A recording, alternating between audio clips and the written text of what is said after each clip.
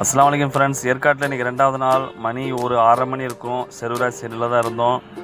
பனி ரொம்ப நல்லா இறங்கிட்டு இருந்துச்சு. கிளைமேட் எக்ஸலண்ட்டாக இருந்துச்சு. இங்கே வாகன போக்குவரத்து நைட்டுங்கிறதுனால கொஞ்சம் கம்மியாக தான் இருந்துச்சு. இங்கேருந்து நம்ம புறப்பட்டோம் அப்படின்னா ரூமுக்கு போயிட்டு சாப்பிட்லான்னு சொன்னாங்க. அங்கே போனோடனே சிஸ்டர் ஹாட் பாக்ஸ் நிறையா மட்டன் பிரியாணியும் சிக்கன் 65யும் கொடுத்துட்டாங்க. ஹாட் பாக்ஸில் இருந்தனால பிரியாணி கொஞ்சம் சூடாகவே இருந்துச்சு. இதை நம்ம எப்படி சாப்பிட போகிறோன்னு சொல்லி சொன்னோம்னா, பெருசு நீ சொல்லு அந்த மாதிரி சாப்பிட்டா தாங்க சாப்பிட்ட மாதிரி இருக்கும். அதனால பிஸ்மில்லான்னு சாப்பிட ஆரம்பிச்சிட்டாங்க.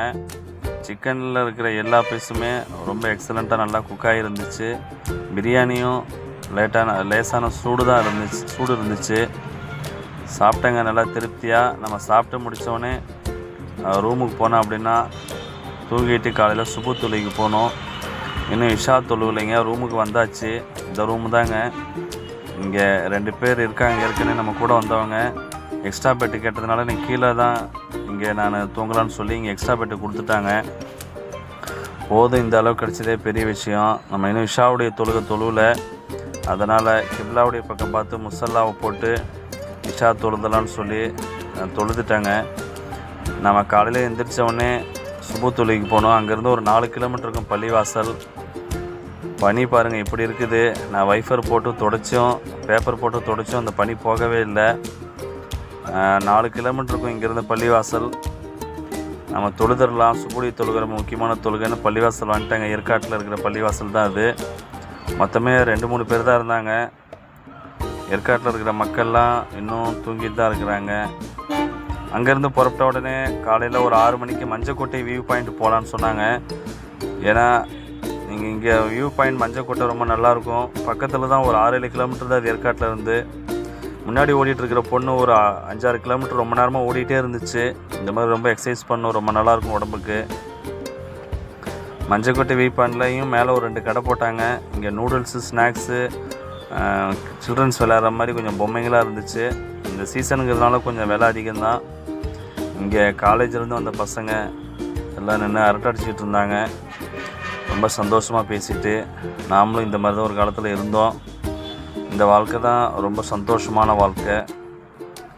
நம்ம வண்டி இங்கே ஓரம் போட்டுட்டு நாமளும் இங்கே ஒரு டீ சாப்பிட்லான்னு இந்த அம்மாட்ட ஒரு டீ குடிச்சிட்டு ரிலாக்ஸாக உட்காந்துருந்தாங்க. இதை பார்த்துட்டு பகோடா பாயிண்ட் போகலான்னாங்க. அப்போ 8 மணி தான் இருந்துச்சு. 8 மணிக்கே பகோடா பாயிண்டில் பார்த்தீங்கன்னா இவ்வளோ வண்டிங்க நின்று இருந்துச்சு. பகோடா பாயிண்ட் வியூவில் பார்த்தீங்கன்னா அங்கேருந்து பார்த்தா நம்மளுக்கு சேலமே தெரியும். ஏற்காடே இவ்வளோ அழகாக இருக்கிறதுக்கு ஒரே காரணம், ஏற்காட்டுக்கு பக்கத்தில் நம்ம ஊர் வாழப்பாடி இருக்கிறதுனால தான். அது நிறைய பேருக்கு தெரியாது. அதை இந்த இடத்துல நான் சொல்லிக்கொள்ள விரும்புகிறேன். ஏற்காடு இந்த வியூ பாயிண்டில் பார்த்தீங்கன்னா பகோடா பாயிண்டில் நிறையா சின்ன சின்ன கடைங்களுக்கு இடம் கொடுத்துட்டாங்க பேரூராட்சியில். அந்த கடைங்களுக்கு வாடகைலாம் பார்த்திங்கன்னா ரொம்ப ஜாஸ்தியாக சொன்னாங்க. ஒரு நாளைக்கு 1000 ரூபாய் சொன்னாங்க. சின்ன சின்ன பெட்டி வைக்கிறதுக்கும் இந்த மாதிரி தொழிலாளிகள்கிட்ட, கூலி வேலை செய்கிறவங்கள்ட்ட இந்த பேரூராட்சி பணம் வாங்குறது ரொம்ப வருத்தமாக இருக்குது. இதனால் டிராஃபிக்கும் ரொம்ப தொந்தரவு. பாருங்கள், இந்த கடைங்க தான் அது. இவ்வளோ சின்ன பெட்டி தான் அது. இதுக்கே எவ்வளோ சார்ஜ் பண்ணுறதா சொல்லி அங்கே ஒருத்தர் ரொம்ப வருத்தமாக சொன்னாங்க. இதனால் எல்லாத்துக்கும் இடைஞ்சல் தான் அது. இந்த இடத்த கொஞ்சம் அகலம் பண்ணிவிட்டு அப்புறமா உங்களுக்கு வாடகைக்கு கொண்டுனாங்க. நீங்கள் பகோடா பாயிண்ட்லேருந்து பார்த்தீங்கன்னா கீழே ஒரு சின்ன கிராமம் தெரியும்.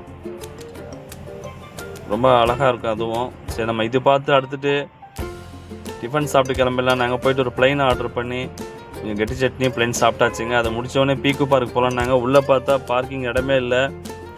நம்ம அங்கேருந்து ஒரு 1 கிலோமீட்டர் தள்ளி பார்க்கிங் போட்டு கொஞ்ச நேரம் ரெஸ்ட் எடுத்துட்டாங்க. பீக்கு பார்க் உள்ள முன்னாடி ஒரு டீ குடிக்கலான்னு வந்தேன். உள்ளே போனாலே என்ட்ரி ஃபீஸ் 300 ரூபா போட்டுருவான். அதனால் வெளியிலேருந்து கொஞ்சம் தான் ஃபுட்டேஜ் எடுக்க முடிஞ்சது. இப்போ குழந்தைங்கள கூட்டிகிட்டு வந்தாங்கன்னா நம்ம உள்ளே போகலாம். நாம் உள்ளே போய் என்ன பார்க்க போகிறோன்னு சொல்லி வெளியே நின்றுட்டேன். ஆனால் இன்றைக்கி பாருங்கள், சண்டேங்கிறதுனால இவ்வளோ ரஷ் இருக்குது. நீங்கள் வீக் டேஸில் வந்தீங்கன்னா ரொம்ப ஃப்ரீயாக இருக்கும், நல்லாயிருக்கும். அதை பார்த்துட்டு சாக்லேட் வாங்கணுன்னாங்க கஸ்டமர். அதனால் சாக்லேட் ஃபேக்ட்ரி வந்துவிட்டோம். ஏற்காட்டில் லேடிஸ் சீட், ஜென்ஸ் சீட் போகிற வழியில் இந்த புதுசாக சாக்லேட் ஃபேக்ட்ரி ஓப்பன் பண்ணியிருக்கிறாங்க. இங்கே முஸ்லீம்களுக்கு தொழுவுறதுக்கு உண்டான இட வசதி இருக்குது. இந்த கடையில் ரெஸ்ட் ரூம் வசதி இருக்குது. சாக்லேட்டும் ஓரளவு ரொம்ப நல்லா இருக்குன்னு சொல்லி சொன்னாங்க. அவங்க வாங்கிட்டு நம்ம லஞ்சு முடிச்சிட்டோம் அப்படின்னா ஊருக்கு கிளம்பலான்னு சொல்லி ஹோட்டல் தமிழ்நாடுக்கு வந்துட்டாங்க.